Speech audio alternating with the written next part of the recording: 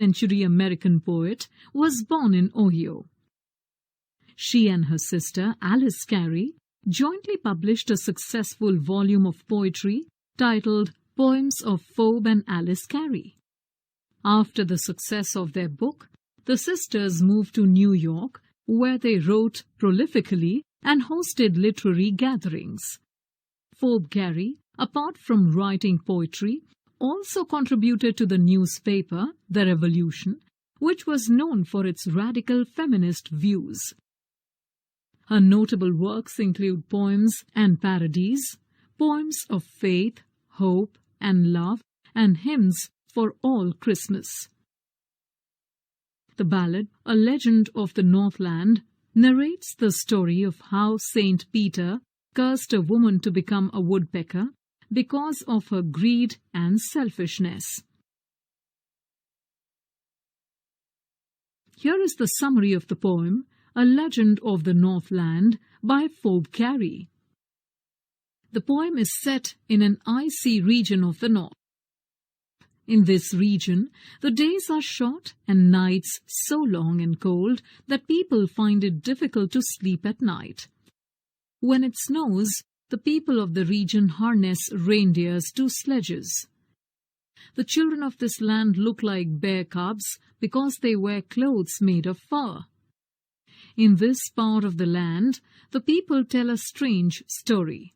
While the author finds it difficult to believe in the story, she does feel that one can learn a valuable lesson from it. Saint Peter walked the world preaching the word of God.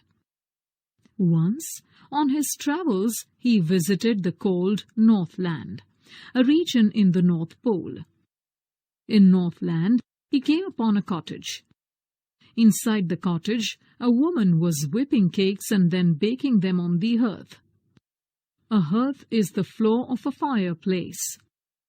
Now, Saint Peter was hungry after a full day of fasting and preaching, so he asked the woman for a cake from her store. The woman obligingly made him a little cake. However, when she saw the cake, she thought it was too large to give Saint Peter. So she made another cake smaller than the previous one. She again thought it was too large to give away. Finally, she took a little dough and rolled it into a thin bread. But as she took it out after baking, she found it difficult to part with her thin bread.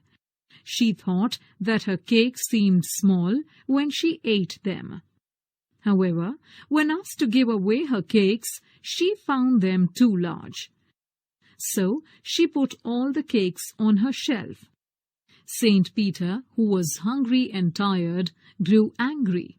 In anger, he told the woman that she was too selfish a human being to deserve good food and warm shelter. Then he cursed her to a hard life of building her own nest and digging through wood to find nourishment. As Peter said these words, the woman lost her speech and transformed into a bird. The scarlet cap she was wearing was all that was left of her clothes. She flew up the chimney as her clothes burned to ashes and came out as a woodpecker. So now every schoolboy can see her in the wood where she lives to this day, drilling for food. Now, let us take a look at the literary elements of the poem, A Legend of the Northland. The poem is written in the form of a ballad. A ballad is a form of a poem which is often set to music. A ballad is an ideal form for telling stories in a poem. In the poem, Cary expertly employs the ballad form to narrate the legend of Saint Peter and the woodpecker. Assonance is a literary device which uses similar vowel sounds in a line. In the poem, assonance is illustrated by phrases like away, away. In the poem, Cary repeats certain words to state the theme of the poem. By repeating the words like cakes, faint, boring, she brings out the theme of greed and selfishness. Carey, through imagery, emphasizes on the exotic setting of the poem. She uses phrases like "in the Northland," "harness the swift reindeer," "bear's cubs" to convey this message. Later in the poem, she uses imagery of boring into hard, dry wood, scarlet cap, and black as coal to state the moral of the story. This poem is in the form of a ballad, where usually the second and fourth lines in the stanza rhyme. The words few and through rhyme with each other, whereas Northland and winter do not. So the rhyme scheme for this stanza is ABCB.